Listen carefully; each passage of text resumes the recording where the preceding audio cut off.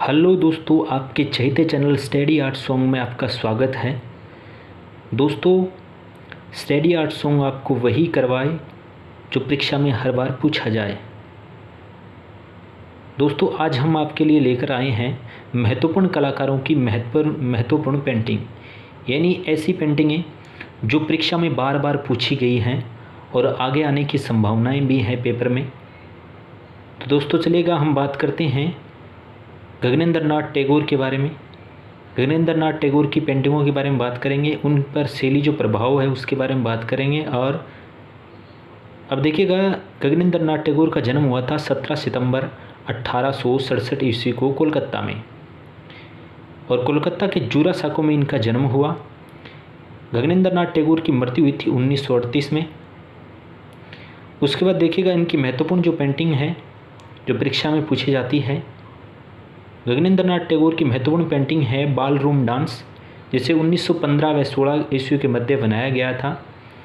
और बाल room dance painting का जो माध्यम है वो कागज़ पर स्याही और जल रंग के द्वारा इस पेंटिंग को बनाया गया।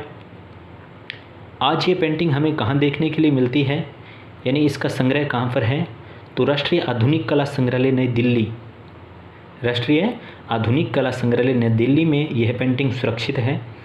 उसके बाद बात करते हैं लोक कलाकार यामिनी राय, जो लोक कला से बहुत ही प्रभावित रहे थे। कालीघाट के पटचित्रों से इन्होंने प्रेरणा ग्रहण करके चित्र बनाए जो लोक कला पर आधारित इनके चित्र रहे। यामिनी राय का जन्म 11 अप्रैल 1877 ईस्वी को बेलियातोड़ गांव, जिला बांकुरा, पश्चिम बंगाल राज्य में हुआ। यामिनी राय वर्मा की मृत्यु 1972 में हुई। उसके बाद यामिनी राय की जो महत्वपूर्ण पेंटिंग है परीक्षा में पूछी जाती है, वो पेंटिंग है माँ एवं शिशु, जिसे 1920 में बनाया गया था। माँ और शिशु पेंटिंग का माध्यम हो जाएगा ऑयल ऑन कैनवास, यानी तेल रंग से कैनवास के ऊपर इसे बनाया गया है। कैनवास यानी सूती कपड़े के धागों से अच्छे तरीके से तैयार किया गया। उसके बाद इस पेंटिंग का आज संग्रह कहाँ पर है, यानी माँ और शिशु को कहाँ देखा जा सकता है, तो राष्ट्रीय आधुनिक कला संग्रहालय नई दिल्ली में इस पेंटिंग को आप देख सकते हो। उसके बाद यामिनी राय की एक और महत्वपूर्ण पेंटिंग है तीन पुजारी ने, जिसका माध्यम रहा था कागज़ के बोर्ड पर टेम्परा रंग से इसे बनाया गया। इसका भी संग्रह आप राष्ट्रीय आधुनिक कला संग्रहालय नई दिल्ली में देख सकते हो, यानी यह भी पेंटिंग राष्ट्रीय आधुनिक कला संग्रहालय नई दिल्ली में आज सुरक्षित है। उसके बाद अपने बात करते हैं महत्वपूर्ण चित्रकार अमर्त्य शेरगिल के बारे में। अमर्त्य शेरगिल पर पॉल गॉगिन का प्रभाव रहा था, जो प्रभाववादी कलाकार थे, उत्तर प्रभाववादी कलाकार थे पॉल गॉगिन। अमर्त्य शेरगिल का जन्म हुआ था 30 जनवरी 1913 ईस्वी हंगरी की राजधानी बुडापेस्ट में। मृत्यु इनकी हुई थी 1941 में। अब आइए दोस्तों, इनकी महत्वपूर्ण पेंटिंगों के बारे में बात करते हैं तो परीक्षाओं में आती है। वधु का श्रृंगार पूछी जाती है। वधु का श्रृंगार पेंटिंग अमर्त्य शेरगिल ने 1937 ईस्वी में बनाई थी। इसके बाद तीन महिलाएं यानी 3 वुमेन पेंटिंग बनाई थी इन्होंने, जिसका माध्यम रहा था ऑयल ऑन कैनवास। दोनों को अच्छे तरीके से नोट कर लीजिएगा दोस्तों, दोनों पेंटिंगों के बारे में परीक्षाओं में बार बार पूछा जाता है। और वधु का श्रृंगार है जो 1937 में अमर्त्य शेरगिल के द्वारा बनाई गई थी, इसका माध्यम रहा था oil on canvas.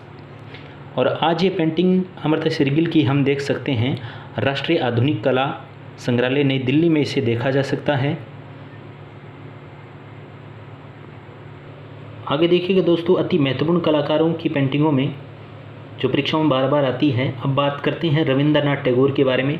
Rabindranath Tagore का जन्म हुआ था 7 मई 1861 ईस्वी जूरासाको कोलकाता, और कौन से कस्बे में हुआ था, काठूरबाड़ी कस्बे में इनका जन्म हुआ था। मृत्यु हुई थी इनकी 1941 में। चित्रशैली इनकी रही थी, यानी चित्र बनाने की जो शैली थी वो थी आधुनिक शैली। रविंद्रनाथ टैगोर एक विश्वविख्यात कवि थे, एक साहित्यकार थे, दार्शनिक थे, लेखक थे, चित्रकार थे। और रविंद्रनाथ ठाकुर नोबेल पुरस्कार विजेता, यानी नोबेल पुरस्कार विजेता रहे थे। एशिया के प्रथम नोबेल पुरस्कार विजेता रविंद्रनाथ टैगोर को ही कहा जाता है, जिसने ठाकुर परिवार में जन्म लिया था और इन्होंने शांति निकेतन की भी स्थापना की थी 1901 में। चलिए दोस्तों, समय न गवाते हुए उनकी पेंटिंगों के बारे में बात करते हैं। उनकी पेंटिंगें रही थी नृत्य करती हुई महिलाएं या नृत्यरत स्त्री, जिसे 1928 और 40 के मध्य रविंद्रनाथ टैगोर ने बनाया था। इस पेंटिंग का माध्यम था कागज़ पर स्याही से इस पेंटिंग को बनाया गया और आज ये पेंटिंग हमें राष्ट्रीय आधुनिक कला संग्रहालय नई दिल्ली में देखने के लिए मिलती है। उसके बाद इसकी फेमस एक और पेंटिंग रही थी लाफिंग फेस, और फिर उसके बाद एक और है सफ़ेद धागे। उसके बाद बात करते हैं राम कुमार के बारे में। चित्रकार राम कुमार, जो पेपर में बार बार पूछा जाता है, इनकी पेंटिंगों के बारे में पूछा जाता है। बात करते हैं इनके जन्म के बारे में। तो जन्म इनका 1924 ईस्वी में शिमला, हिमाचल प्रदेश में हुआ। राम कुमार की प्रसिद्धि किस वजह से रही थी? तो अमूर्त घनवादी दृश्य चित्रकार थे ये। मृत्यु इनकी हुई थी 2018 यानी 14 अप्रैल 2018 को इनकी मृत्यु हुई थी। इनके जो प्रिय माध्यम थे वो थे तेल अक्रेलिक रंगों में इनको कार्य करना अच्छा लगता था। इनके अधिकतर पेंटिंगों में भी आप तेल रंग और अक्रेलिक रंग देख सकते हैं। इनकी पेंटिंग रही थी स्वप्न, 1958 में इसे बनाया गया था। माध्यम रहा था इस पेंटिंग का तेल माध्यम। उसके बाद इसकी अगली पेंटिंग है लद्दाख मोनेस्ट्री, इसको भी ऑयल पेंट से बनाया गया था।